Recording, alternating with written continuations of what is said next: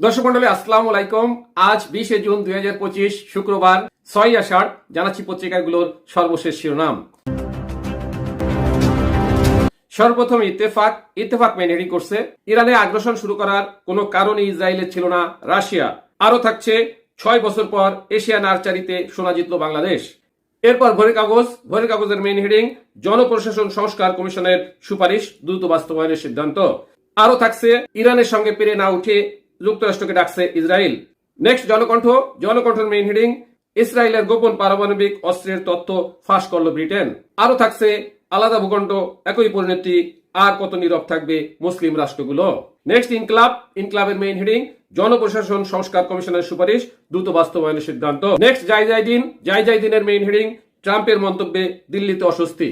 আরো থাকছে, ট্রাম্পকে শান্তিতে নোবেল দেওয়ার আহ্বান পাকিস্তান সেনাপ্রধানের। নেক্সট সমকালের মেইন হেডিং, ইসরায়েলি হামলা বন্ধ না হওয়া পর্যন্ত আমেরিকার সঙ্গে আলোচনা নয় ইরান।